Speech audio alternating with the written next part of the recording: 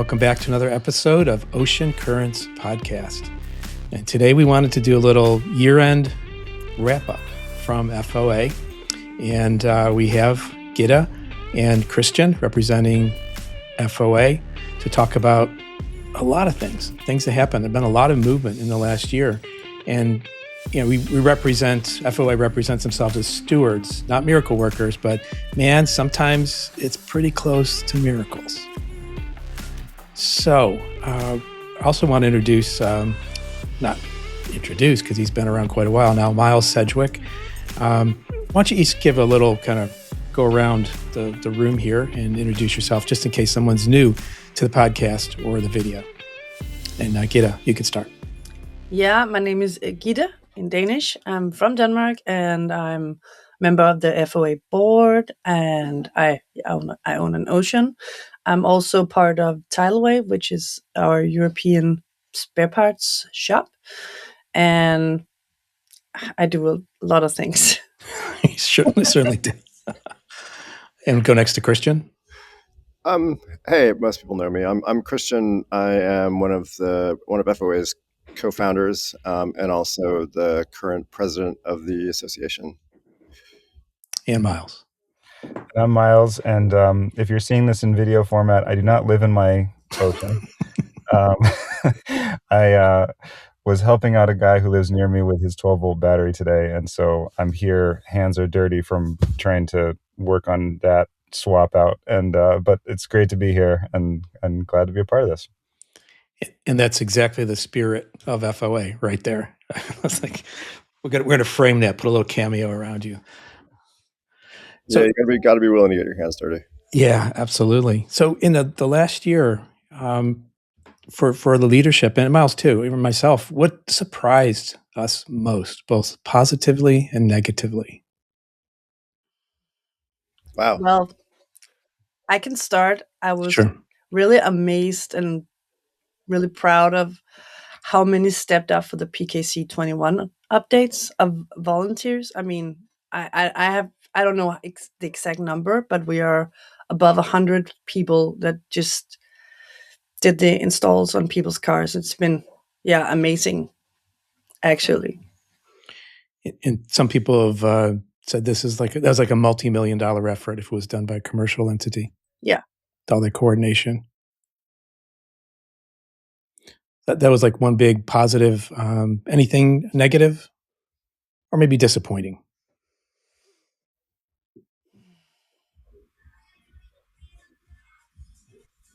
I mean, I'm so I'll start with a positive, actually, is that, when we founded this, we founded it with just a unfounded theory that people would come together and that a robust community would form, and that pieces that we had no idea would fall into place. I mean, we were very naive when we started. I think that that was probably our greatest superpower, was like how naive we were, because there's no reason to believe that this was going to work. Yeah. But just the thing is, the right people have shown up to do all kinds of things, from people who have like deep technical knowledge of engineering or cars or like logistical supply chains, down to all the people who were willing to take a shot at least ordinary people who were willing to take a shot at installing software, and did it pretty well. And then just the generosity of people, just every day willing to help each other out, to figure out how to troubleshoot things, and then just people just stick around, and it gets stronger, I think.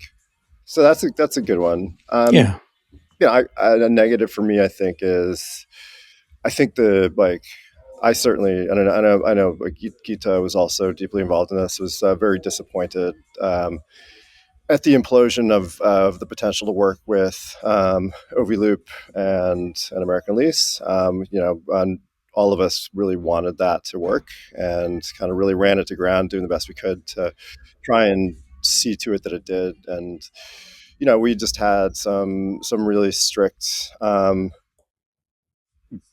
really strict sort of limits as far as how much control we were willing to give away to a third party, that especially a for-profit third party, and sort of recognizing the dangers of winding up in a situation where some third party controls all the pricing and all the access to everything. It was not something that we could, in good conscience, sign on to. So, that was disappointing. And, I was sort of like live with the hope that maybe, down the road, like something will change and they'll come back and say like, let's try and do this a different way. Got it. Miles, thoughts? I mean, a year ago, I wasn't even a Fisker Ocean owner. So I don't know. I guess a lot has changed in a year. But the world has changed a lot in a year. And I would say that a year ago, I had no idea how much, I live and work in the Washington, D.C. area. And so things have changed a lot for us around here. And a year ago, I didn't know how much was going to change for me with my work and with, things that we do at my company. This has been a tremendously positive hobby for me, a really great community to be a part of. It's made for what would have been some challenging moments this year a lot more fun. And quite honestly, the people who are a part of FOA are amazing individuals. I really love being a part of this group. Like, this is, yes, are there challenging moments? Do we have challenging moments? Yes, we do, like any group does, right? But in general, you send a message out and people write back with really good ideas, or we share pictures of our pets, or we talk about things that are like totally off topic, and then we come back to the topic. But it's fun to be a part of this, and it's a really cool group of really diverse people from all over the place. And some people are really good at cars, some people are really good at reading manuals, some people are really good at knowing the financial side of things, but like, we all chip in and we all get things done. And I really like that a lot. And a lot of all of this gets communicated at the town hall meetings, which are now monthly, and then the newsletter in between. So there's a lot of ways of people linking up with all the conversations and support and activities going on.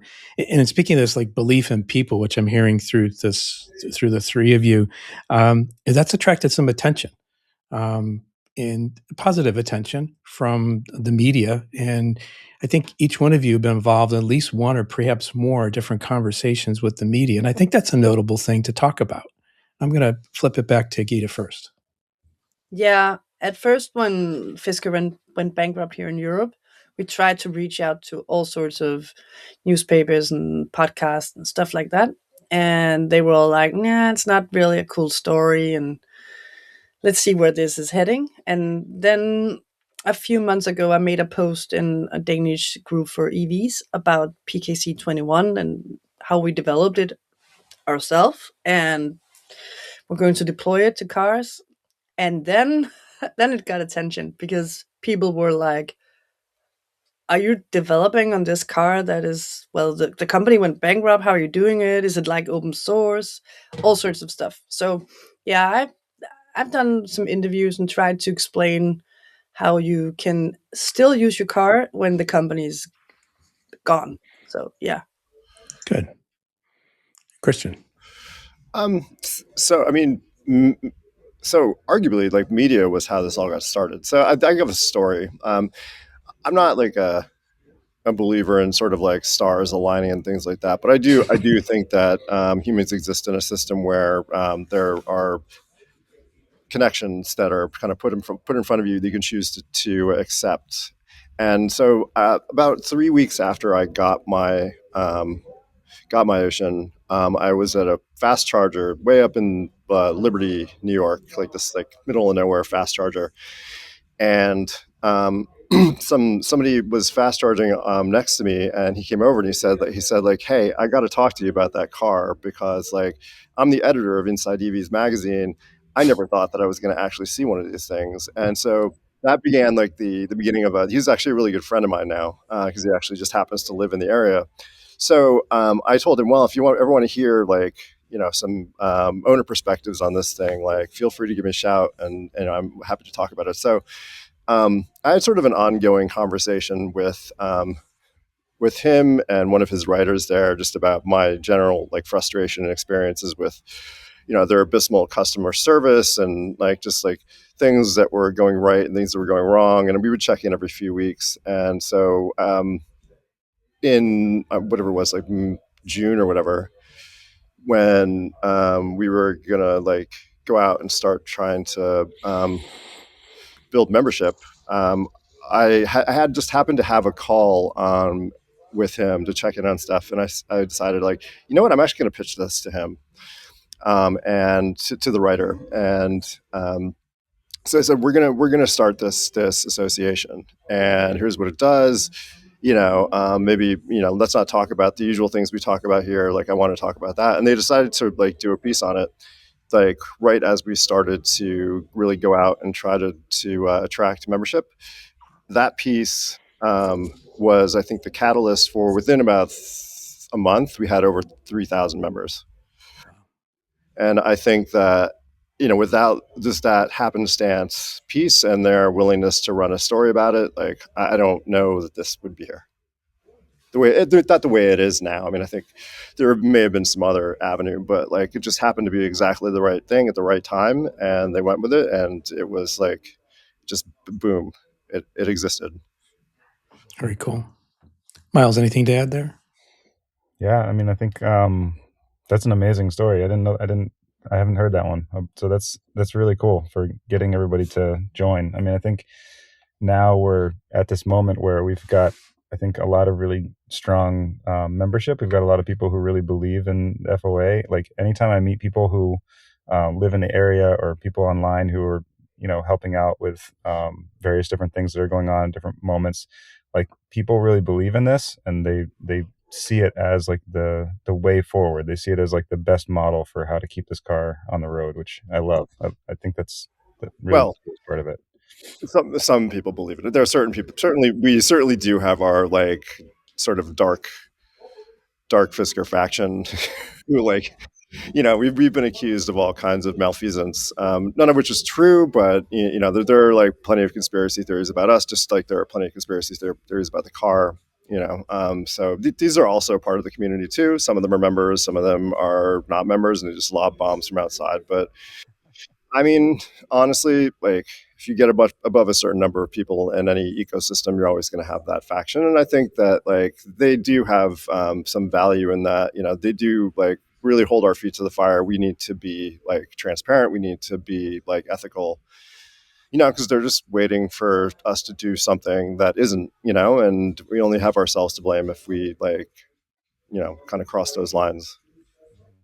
That's actually something I've found to be quite disappointing this year. That's people that wants us to fail. I'm like, well, it's okay you don't want to join, but why do you wish for us to fail? Because there was one guy who was like, the Fisker Owners Association is the worst thing that's ever happened in the world. I was like, man, you're in a small world there, because like that's small beans. Yeah, but there's people out there, and I'm like, why? Yeah. I think one of the challenges that I've seen, I'm sort of like, I would say, in like a fringe on the FOA, and I appreciate the role that I have, but clear communication is really key, because it is a technically complex, and there are rapidly changing solutions to problems, as well as past problems that have happened that are already solved. And maybe you could speak towards that, like the any changes that have come across in the last year or so regarding reaching members, communication channels, that type of thing. I think communication efficiency is definitely a work in progress. I think we can improve quite a bit there. But honestly, like, I gotta say though, like, especially the people who work the inbox are like these are like the most important people in the entire like internal team, is like that, because they are that front line, and they kind of put up with all kinds of shit from people, and they get like wonderful stuff too, but like, they do kind of take it on the nose some days when like something rough is going on. Like, sometimes the volume is pretty high, and people can tend to be a little like not willing to be understanding about stuff sometimes. So, but I think that it's also an opportunity for us to think about like, well, how do we communicate things? I know for for myself at least, like I'm an autistic person, and I can be a very frustrating communicator sometimes. And I think that I'm being clear. The problem is I'm actually being so clear that I'm like so in the weeds on things that people can't understand. And I could just like, could have shortened whatever I was trying to say to like 2 words or something. So, I do like have a soft spot for the frustration people can feel sometimes in communication situations. And so, I wouldn't blame it on like angry people. I would sort of like look to see how we can improve those lines of communication for everybody, for those people who are answering the inbox and for the people who are looking for help.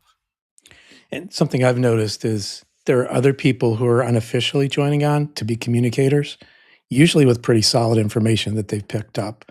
So they're sort of nipping in the bud queries that come up, especially in social media, like in Facebook. There's a lot of things that are like, that's all past history.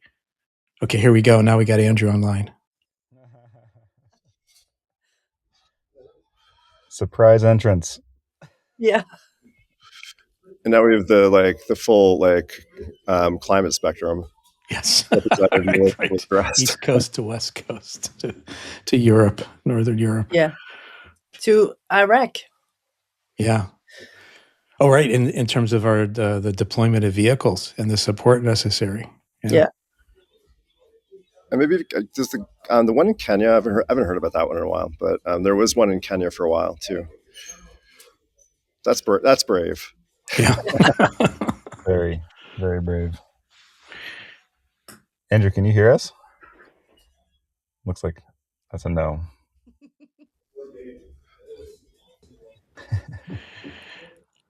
Okay. Miles, do you want to throw any thoughts into that conversation about communication, maybe some experiences you've had too? Yeah, but okay, so maybe this is how I wanted to, it's more of a question. Let me put it that way. Okay. So for you folks who've been a part of the FOA for a lot longer, you've been on this ride for a lot longer. Some of the things that we've been dealing with for the past year now, like American Lease and the relationship with OVLoop and some of the more challenging parts, right? Looking forward, now that like we have a really solid app and we have a really great Pulse device coming out and we have really good PKC21 updates coming soon. Like there's so many things in 2026 that I would say are just enormously positive. How would you describe your feeling going into the new year? Like, are we looking at, big changes coming up? Are things like stabilizing? Are we getting to a point where like being an association is like validated and necessary? Or I don't know, like, how do you feel about it? I'm so excited. I mean, I'm really looking forward to all these new features for the car. It's going to be the most cool EV on the market. It will have features that no other EV has. It will have connectivity. It will have like all those Netflix, HBO things people want to look at when they charge. And yeah, it will be a really, really, really cool car. So yeah, I'm excited. One of the things that I watched the Rivian Autonomy and AI Day, and one of the things that they announced was like they were excited they were adding an AI layer to, I think, to their app or something like that, so that like you could actually do like some degree of like diagnostics on your car. And I was like, yeah, nice announcement, dudes. We beat you. bunch of nobodies without $1 billion budget. But I think so. Here's the thing: like, we started this year with very. The situation was pretty bleak. We had just sort of like thought that we were going to like embark on this partnership with American Lease and OVLoop, and like over the first from the time the bankruptcy went Chapter 7 to the end of the year, it's just like it became more and more and more restrictive. They wanted more control over things. It became sort of just like, you guys can fog the windows with your breath, but you can't actually have any control over anything. You can't argue about stuff. When we try to do the 2.2 updates with them, we said we'll set up systems, we'll act as sort of the front end of this and help you guys out, and we'll work together. And basically they were nearly completely unresponsive to us. And it sort of as 2025 sort of started rolling out, it became pretty apparent that we had a conundrum, and we had to figure out all right, what are we going to do? And I feel like the first a few months of the year were kind of just suspended animation, trying to figure out kind of coming to the realization that that model wasn't gonna work. But the thing is, when all of us 15 of us or 10 of us or whatever in the beginning started just sort of daydreaming about this, we actually daydreamed about what we're doing now instead anyway.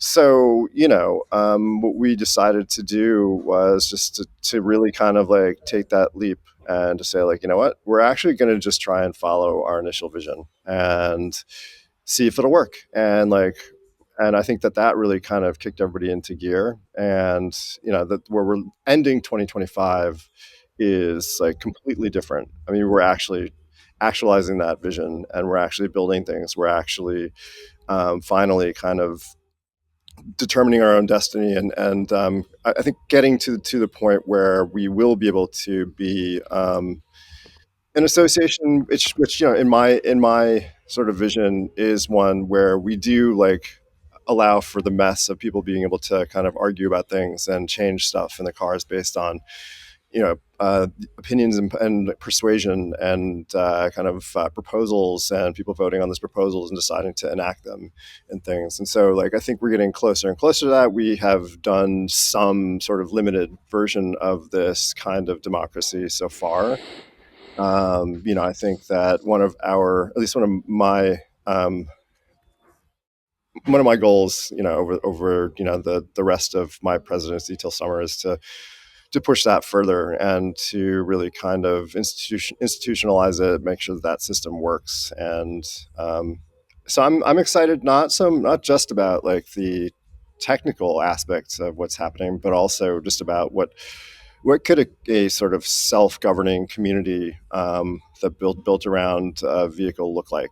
And can it be something that is not only self-sufficient, but also something that maybe changes the way people think about models of vehicle ownership, and kind of pushes back against the sort of sassification of the entire functionality of vehicles, which is something I disagree with. I don't like the fact that these days basically you buy a car and you still have to rent pieces in it. I was born when all of us were born when you just buy a car, and the car is your car, and everything in it is you own the whole thing. And so I feel like this can be. You don't like ads in your car, Cristian? I think it's silly that I have to pay a subscription to roll all my windows down at once. That makes no sense. We can vote on that. If you get polls, you can pay $5 a month to roll down your window and 10 to roll them up. I would love that. So Cristian, you mentioned a couple things that were delivered, and two of them I can think of are the Link Pro app and the Pulse development. And those have been two exciting things that have happened this year. I mean, some people, maybe including myself, it's the app is oh, it doesn't feel new, but it's very new. It happened this year. It happened months ago. And it's not that car apps are new. It's just that they don't get developed in this fashion. And I think professionally, they have created an app that is, in my opinion, it can stand up to any car app, and in some ways it exceeds a lot of them. I was going to say, Cristian, I've been using with my BMW i3. Speaking of the sassification, for the first 3 years maybe of ownership, BMW Connected Drive was included in it. If I want to continue to use the app, now today the full functionality of the app, which is nowhere near the functionality that we have in our app for the Fisker. You have to pay, I believe it's $120 a year. So if you are, if you want to see the current state of charge on your car or some other things, that's what's missing from the app. Like the app, if I open it up right now, I can still lock and unlock my car and see where it's parked, but I can't do any of the quote unquote advanced features in it without paying for that subscription. And that is, that has been that way more or less since I started driving that car in 2017. But to be fair, that's also what the OceanLink Pro app is. If you're not a member of FOA, you can't use it. Sure, but there's a difference. Like I know. This is a company, you know. I know. And I know. and it's like when you buy something, it's like I think what you're describing, Andrew, you can tell me if I'm wrong, but is basically that something that didn't cost you anything before suddenly now does. Is that what you're saying?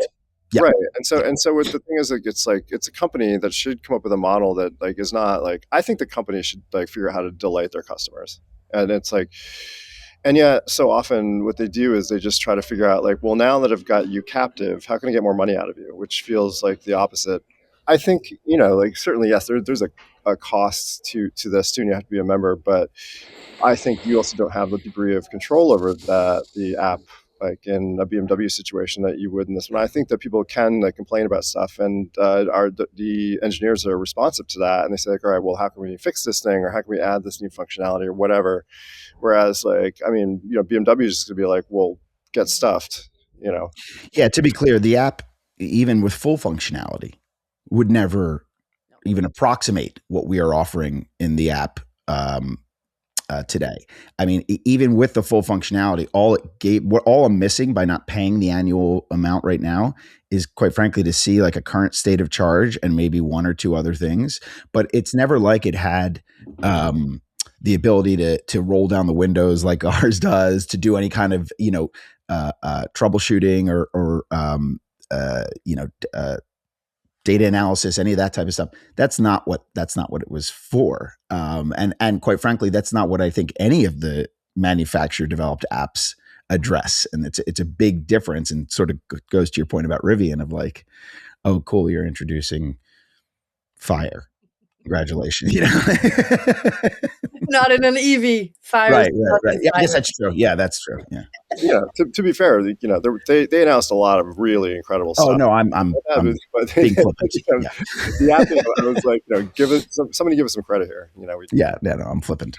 That's all. I don't know any other car where you can do a full diagnostics yourself. Yeah, I mean, OEMs wouldn't want you to, right? I mean, because service is their work stream. Yeah. I mean, if you think about being able to do full diagnostics in your car now, it's typically older cars, requires, you know, apps, dongles, things like that. You know, in many cases, a PC, you know, just to be able to plug into your OBD port. So I think it's sort of an unprecedented type of offering. Yeah. It's also necessary because we don't have techs everywhere.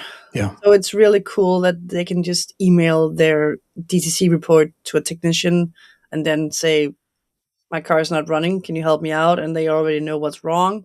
Sometimes they can help remotely, or at least you don't have to drive like many hours and don't get any help. So it's, yeah.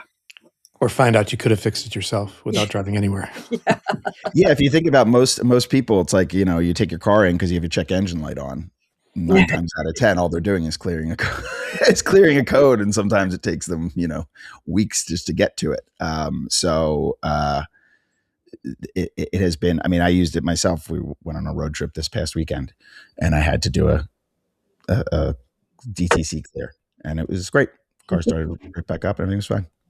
One of the most satisfying moments of my Fisker life, I think, was first time I got in the car with the app plugged in the dongle, and I cleared my codes, and in real time I heard the overhead fan in the overhead in the front like turn off, and it's never turned back on since. I was like, wow. Silence. Yeah, because that thing was always on before. I think that's the telltale sign for all of us. Yeah. These little moments of pleasure. Yeah. So what's coming up? Can we speak a little bit about the development of the Pulse, which took place in 25 and is on the brink of delivery? So still taking place, though. I mean, I think that that's one of the things that is maybe unique about this is that we have, this is being developed in real time, and they're finding things that they need to fix. And we know that people have like the expectations, and they they want things sooner than later. And so we can't do some multi-year development cycle. We need to basically kind of like just do it transparently in front of everybody. So, as Matt, Maj, and his team go through and QC everything and try everything out, and they're running into things where they get some issues, and it's pushed the delivery back a little bit. But I think that one of the things that we certainly learned from Fisker was that don't ship an unfinished product, especially something like a car. And so I think we're, they're doing it. It can be a little disappointing to like see those timelines slip, but I think that the more important thing is making sure that it works. And so I mean, I think that they're getting there, and it's been like kind of amazing to see it all happen like just in front of everybody. And Maj just tends to communicate things with people through the Discord that everybody should sign up for if you have Pulse, because he will communicate stuff as he's working through them, and he's always available to talk to people about stuff. And so he'll like kind of just keep people informed about what's going on in real time, and you get to really talk to the person who's actually doing the development, which is cool. Yeah. But I mean, what are we excited about? So this Pulse certainly. And like seeing like where that'll go, because I think that where it starts is not where it's going to finish. I think that like certainly software wise and things, we're going to keep on improving on that, and seeing, I hope what people want, what people need, learning from the community so that we can build something that is community driven. And that is based on the things that people are seeing, because we have a whole we have thousands of people who are going to basically be testers who will be giving feedback, and we'll be able to respond to that feedback as is appropriate. I mean, obviously, like not every request is going to get an audience if it's just one person, but certainly people will get to sort of see that agile process unfold.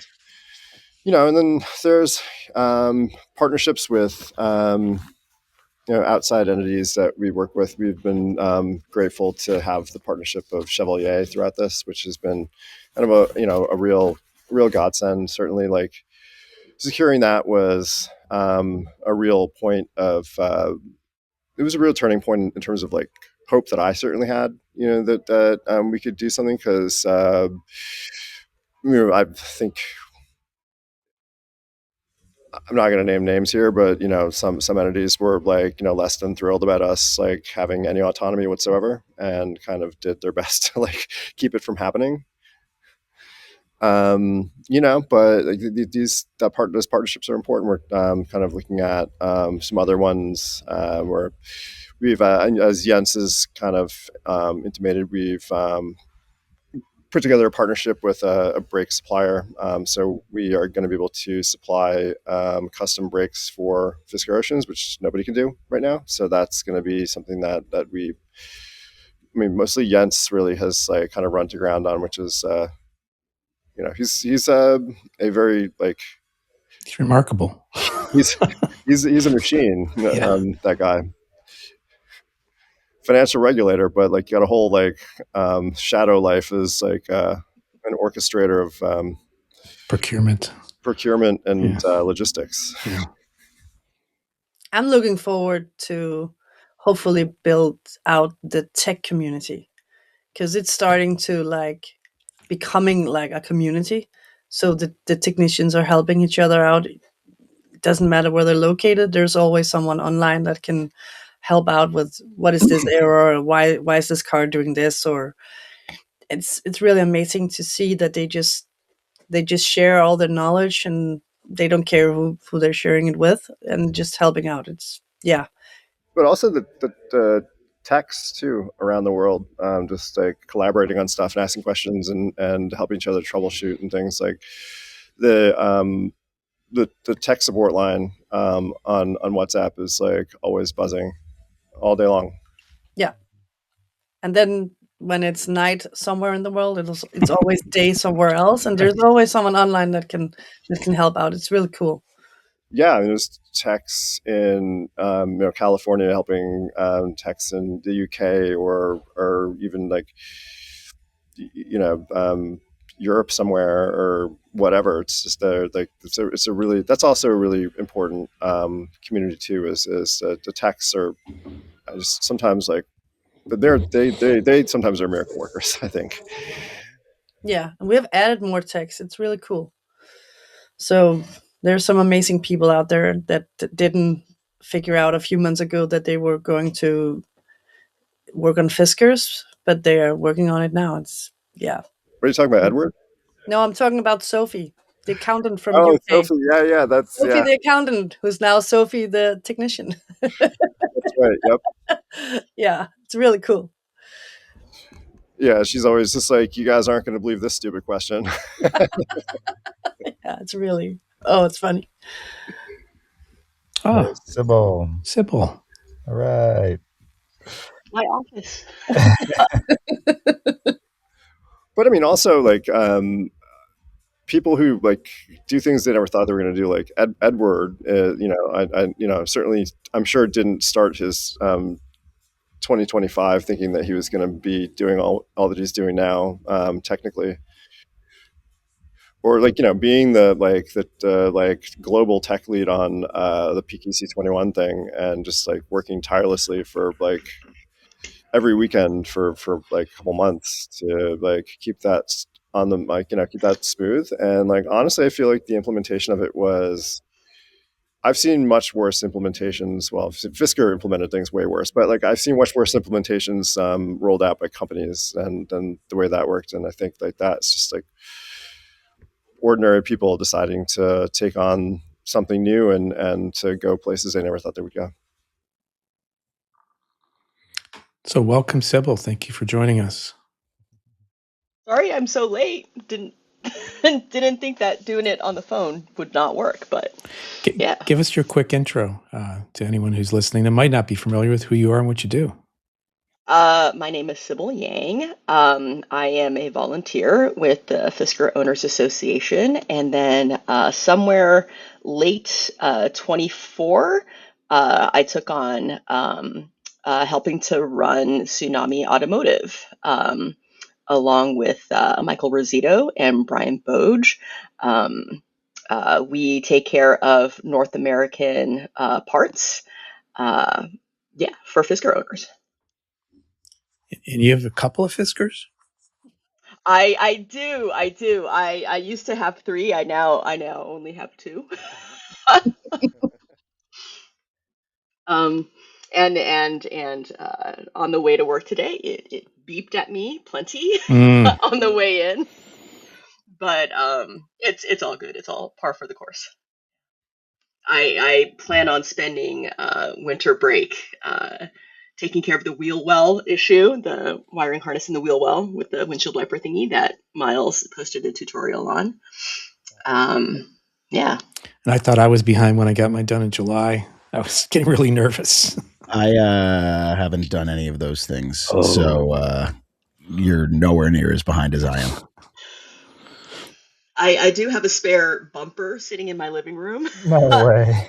And my living room is just like filled with like Ocean parts. That's so funny. Wow. That's hilarious. So we were doing a 2025 recap, and did you come prepared with some thoughts, Sybil? Oh, recap for 2025. Yeah. PKC 21, it was just amazing. How far we came in terms of having new software, like literally new software written for it. Chevalier having like stepped up and made new parts for us is fantastic. I think the groundwork is now there for us to distribute not only software but communications and physical goods to North America, Europe, the UK. I think that foundation is now already there.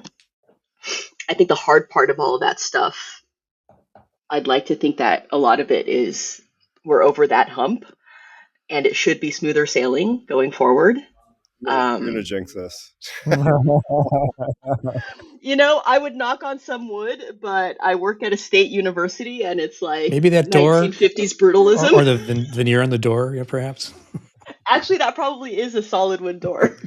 I should just roll over there and knock on it. See, this is how committed FOA is. When they say something, they do something.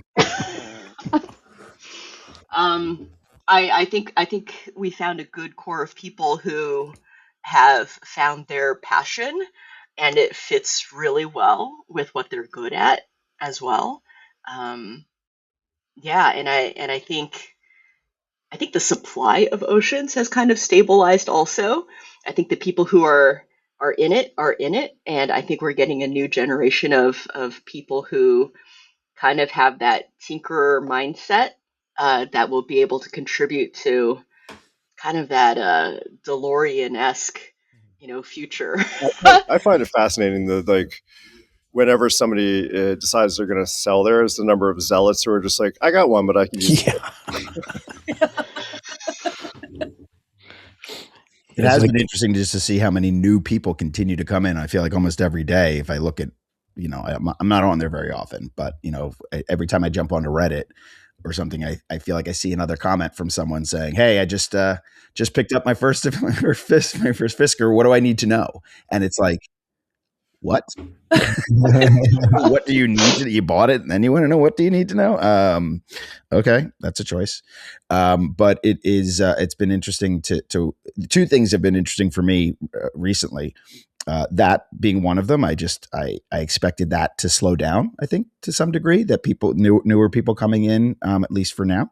And then the second thing that has been really interesting for me, and this may be just because of how much of my community is still in New York, but just the sheer volume of people I hear from who are taking Fiskers on a regular basis to and from the airport or everywhere or anywhere else that they're going. And I hear from people constantly.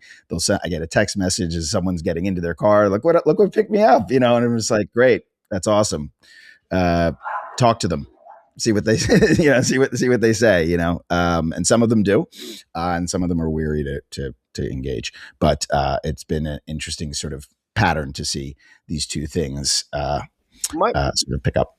My original theory when we started was that what would happen was, if we were able to stabilize this and to make it like something unique, it would start to attract people who, like Miles, who read about it, found out about it, and the whole premise was part of the draw, right? And so you get sort of like the people who are kind of disappointed that they don't get the OEM car experience. They filter out, they sell them.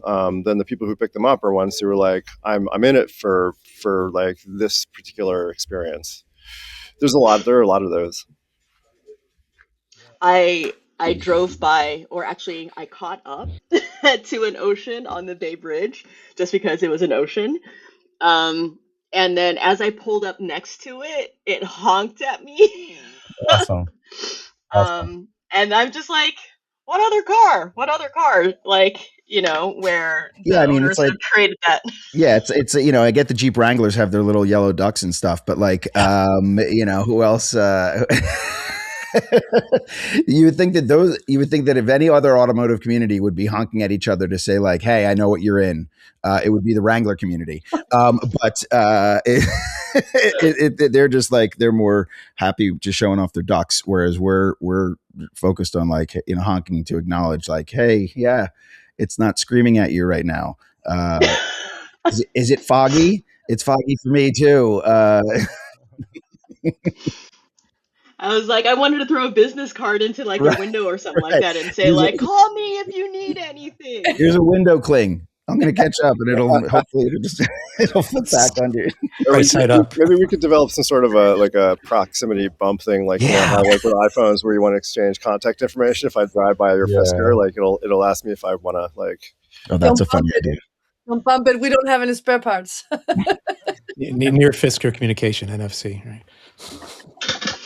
Oh, that could be a feature request for it could for be OceanLink Pro. Right. through the door handles. Ocean radar. Yeah. I am so excited for Pulse. Like, just not gonna lie. I can't even tell you, like, the day that I get this tutorial video is taking on like my full focus. And the problem is, like, this would be the time for me to be focused on it because like holidays, things slow down. But I'm gonna be patient, and I know that everything is gonna hit all at once. Like, work is gonna be upside down crazy, and then Maj is gonna be like, "Your shipment's on the way," and I'm gonna have to just drop things to get this thing ready and out there because I cannot wait for it. I mean, what I'm excited about is, as it relates to pulses, is full disclosure. Maybe this will like people hate me for this, but like I'm actually one of those people. Like, you know, the car goes fast, the accelerator is great. Like, you know, like I don't actually know that I care so much about like all the high tech stuff. What I do care about though is like I know other people do, and I do care about sort of like advancing something and building something and seeing like the reactions that people have to it, and kind of like, so what I'm excited about with the introduction of Pulse really just is like this is the fruition of like some of those daydreams we had in, you know, summer of 2024 when like nothing was certain and we were just like, what if we could just do this crazy thing, right? And that and Pulse, I mean, OceanLink Pro is one step in that direction. Pulse is like a giant leap into a really interesting future. Yep. Yeah. It was fall of like 24 or so when we membership was like we didn't even have a membership system yet. Right. And I think we polled people. It was like, what do you want, you know, for the Ocean? And like on the top of the list, it was, you know, telecommunications and Apple CarPlay and Android Auto. That's like fall of 24, right? And it's just a year later, a little bit over that. And it's like so totally within reach. Yeah, I mean, it's all volunteers. Like, it's not the freaking $2-3 billion that like Henrik raised. It's like a bunch of people. And yeah, and the speed of this. I mean, I some people like want everything yesterday, but like, you know, it is like, you know, I can't stress enough like how fast this has happened and how like quickly this has moved. I mean, basically the real development of this stuff didn't start until spring of this year. I can remember someone saying Apple CarPlay will never happen. Yeah, I believe there are several people at this call that said so. And now it's happening. Keep why in mind, are you outing me like that, Gitte? Sorry? I don't think that. I said, why are you outing me like that? I'm outing you all. Yeah. And myself. Sybil speaks from a perspective of being involved with entrepreneurism and business development, to not just an offhand comment when she says this is amazing. Am I correct? How often do you talk to your students about this stuff? Oh, about like the Ocean? Yeah, this whole like, kind of experiment that we're running. What not to do when building a car company? Well, it depends, right? So I'm in the College of Business. I'm a business professor, but since I do entrepreneurship, I work with a lot of students in the College of Science and Engineering. That they're the tinkerers. They're the ones who like to play with little servos, and they 3D print. And then I'm actually the faculty advisor for the 3D print club, and so they come back to me and it's like, what do I print next? Or like, you know, and I'm like, I got some car parts. Yeah, right. And they really can't say that you're just some out of touch like academic in your ivory tower, like kind of just like pronouncing things and you don't know what you're talking about. I've got bumpers in the living room. Come on, how much do you throw that around? Well, the wild part is, and not to poo-poo like, you know, business students or anything like that, but I go back to them and I say, you have to move quickly. You can't analyze everything to death. It's best if you analyze the situation to the best of your ability. Don't think too long about it. Prototype it, test it, get feedback, change it, and then do it again as quickly as you can. The business kitties are like, I don't know, we need another report about it. Like, I need some expert to come in and tell me like what the right answer is. And then I'm like, no, move faster. And then for the engineers and the scientist students, they just want to make shit and then deploy it all. And I'm like, no, you can't. You have to figure out how people are going to use it first. And so they want to build out the full thing and then deploy it and see what people say. And I'm like, no. And I don't talk to either one of them about what I think about that, but I sit here and I see the engineers and they want to build all of this stuff. And I'm like, no, you can't do that. Find out A, B, C, D. And no, we don't have the money to do all of that all at once. And then there are a bunch of people who are like, no, we need to do more research on this. And then, another survey on this, or find out the perspective from A, B, C, D before we build anything. I'm like, no, that'll take forever. And I think we've gotten to a better place right now. It's still the duck floating on top of the water and the legs just moving frantically on the bottom. But I think we have a better grip of it. I feel like I don't know, like I've lost count of the number of times that we have like decided to press go on things and just prayed that the duct tape would hold. And it generally has. I mean, there's certainly been like some like misadventures and things. I mean, it's hard not to have those. I think the thing is like, obviously as you do when you're an entrepreneur, you try something for a little while. If it's not going to work, you gotta like kind of abandon it, move on to the next thing, like figure out like how to like make adjustments in real time and stuff. And so, seem to have a lot of people who are like at least comfortable enough with that kind of situation. Yeah, I think comfort with ambiguity is what I'm hearing circling around right now, and that includes in the business school too, Sybil. Yeah, I love ambiguity. Like, there's nothing I like more than like being in a situation where like it is like super unclear what's going to happen or how you have to do something. I feel more like energized and alive in those situations than anything else. That gives some people hives directly.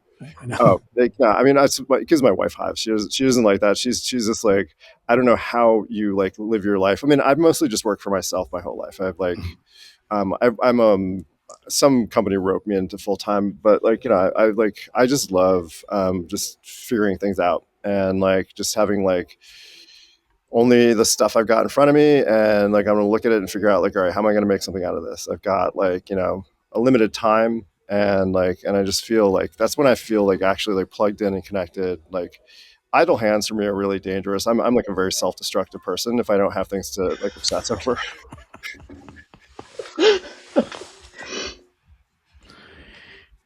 I don't know. I does that mean you would have burned the car by this point? No, I mean, I was always like, there was no way that I wasn't going to be involved in this. Like the minute I saw somebody who was like, "Hey, guess we should put something together," I was like, "You want somebody else? Like, I totally want to do this." Not that I have time for it, but it just seems interesting. I just love doing things that I think are interesting and unusual. So we're coming close to an hour now. Maybe we should think about sort of like some wrap up final thoughts here in terms of what's been the best thing that's happened in 25 and what are you looking forward to in 26? I mean, the best thing that happened in 25, in my opinion, is like is right here. It's just the people. I like. I'm not usually typically, I'm kind of I don't like spend a lot of time around people, but this particular community has like been like a real, like, it's been meaningful to me just on a personal level. There's like a person who doesn't really kind of like mesh with people that well is like that everybody who's been attracted to this sort of, we figure out how to like exist together in a way that I find like just something I really look forward to. Very good. Gitte? Yeah, I think the best thing, I don't know if it's I really like helping people, and I think it's been one of the best things for 25 to help people to drive their cars. People where they were stranded somewhere, and you could easily just using the Chevalier tool do some things, and then they moved on, and they're all like, I mean, so grateful. Remember some of those early wins where somebody in some random place couldn't get into their car, and like we had the VIN check tool, and we like, which we're not supposed to have. And I remember the cyclist in Europe that lost his keys. There was a guy who lost his keys, and we got him a new set of keys in like a couple of days. It's just like that like, and it's a good feeling. Yeah, but I've been helping people out of all sorts of trouble, and I often think, how in the world would you figure this out if you had like a normal car? I mean, where you couldn't write a message on Facebook and then someone would help you out. I mean, yeah. So I think that's been pretty amazing. I've been helping people out in 7 countries this year. So yeah. That's awesome. Small Europe. I think that's the balm for all the people who like lob insults and like, kind of like hate against FOA and stuff is not to like, I kind of do engage them because I do enjoy a petty like social media fight, but here and there. But I think is like the real like win is that like, just kind of like double down on like, well, let's keep being helpful then, and just keep doing it. Don't like let this get in the way. I think speaking to that sort of common theme that we all have here of just trying to help and being a sort of building a community around this, what I find most impressive is that typically in order for there to be the level of commitment and sort of information and whatever we want to call this in a community, especially in the automotive side, we're talking about usually cars or brands that have been around for decades. In some cases, have sold millions of vehicles, right? Like I think about my BMW E46 and like how big that community is. They sold 2 million E46s. Most of like a lot of them are still on the road. So of course there's going to be an enormous community of people that are going to want to continue to try and educate and learn and fix and do that kind of stuff. To see that world build up so quickly for the Fisker community, I think has been, to me, one of the most impressive and exciting takeaways from the entire experience is that it had happened, yes, out of necessity, but it was something that I think has become as central to the ownership experience as it is for all of these cars that have been around in some cases for decades that have taken this long to sort of build up the type of helpful community that we've built in a year. Mm-hmm. Yeah, I would say my favorite thing about this past year has been the PKC 21 rollout, just because it was an opportunity to meet so many other Ocean owners and get to hear all their stories and the wacky conditions their cars were in and figure out, like, problem solve different things that they were encountering way beyond the PKC 21 itself. And I think when I look at like this next year, I'm actually really looking forward to doing that again. I think there will be an opportunity to have more meetups. People even asked us if we could have more meetups, and I would love to do that. But I'm actually ending the year, I think, on a high note for me, which is I'm going to New Orleans with my family just for vacation. And I looked up on the FOA membership map, like if there's anybody in New Orleans who has an Ocean. And I reached out to a couple people, and I got 2 members who haven't received PKC 21 yet. And they are really excited to meet up. So when I'm there for vacation. Oh, cool. And like icing on the cake, the Airbnb that we got is 2 blocks away from this guy's house, like just by chance. Like we booked our Airbnb. It's not icing on the cake, Miles. It's powdered sugar on the beignet. If you're going to New Orleans, if you just want to stick with it, just the powdered sugar on the beignet is. Thank you. That's more appropriate. But yeah, this guy Tony lives 2 blocks from where we're going to be staying, and he's even hooking us up with a babysitter to help out so my wife and I can go out one night. I mean, it's just like, it's a really cool community, man. Like if you get to do stuff like that and just like go on vacation and meet fun people, and by chance, like, you know, I'm going to get to hang out with this guy in New Orleans. It's going to be really fun. I'm looking forward to that. It's just a nice group of people overall. So very nice. Yeah, so I mean, that's so you know, buy the car, get the babysitter. That's the added benefit there. Is that part of the Pulse, or is that something that we can just get through the app? Do we? Actually, if it's a hardware thing, I don't know if everyone's going to get involved. That might be kind of cool. I think in Pulse there is actually like pet mode that like says, you know, AC is on. I will say I did use this entire weekend. We took a road trip from here, the Bay Area, down to Joshua Tree and a couple of other stops along the way. And because of how cold it's been here in California, that preconditioning feature and leaving the dogs in the car while we were out for hours at a time was awesome, massive.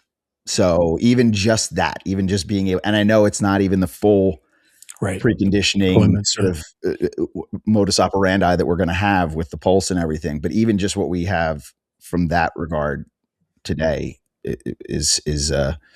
was an amazing treat to have on that trip. So very exciting. Tap you, Sybil, for my favorite part is actually also PKC 21 for slightly different reasons. I love people also, Miles, but mine isn't necessarily for that. I did meet a lot of awesome people along the way when we rolled out PKC 21, but that PKC 21 went and is going as smoothly as it did. It is just shocking to me. Someone when we were debating with American Lease about all the American Lease stuff and OTAs, like over a year ago, someone had made the suggestion of like, we should just, you know, deploy all the software through meetups physically, and oh my God, that's what PKC 21 was. And we did it so quickly. So I'm super proud of the system that was created. Dues paid for the development of PKC 21, the software part. Members created their own cables to connect the cars, right? A system of volunteers, like people stepped up and said, hey, train me on the software. We created documentation and training materials so people knew how to do it. It got deployed to service providers also, so they knew how to do it as well. And when things did go sideways, like, we fixed it. Like, volunteers fixed it. FOA Edward and Peter, they fixed it remotely also. And just that we could do this. Like, it was a dream a year ago, and I'm like, oh shit, we can no bricks do this. No bricks. Well, I bricked one, right? And the owner and I, we Sybil messed up a bunch. I don't know if she just probably didn't tell you guys, but there was just like tons and tons of.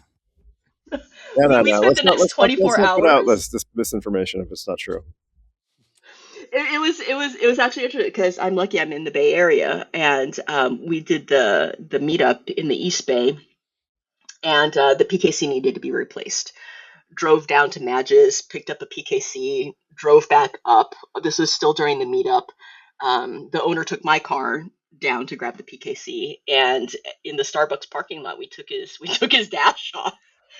And we replaced the PKC. Wow, that's amazing. It still wouldn't work, right? And so I dropped the owner off at a hotel. He used points, stayed overnight. We met back up again at 6:00 in the morning. Took the dash off again, and called up Greg Beard, texted the WhatsApp group of service providers like, what could possibly be wrong? And we missed a few wiring harnesses, like the two of us, because we were doing this in a Starbucks parking lot. And it was getting towards midnight. And we finally figured it out after remoting in diagnostic tools like Guillaume and Greg Beard were both able to say it's in this area.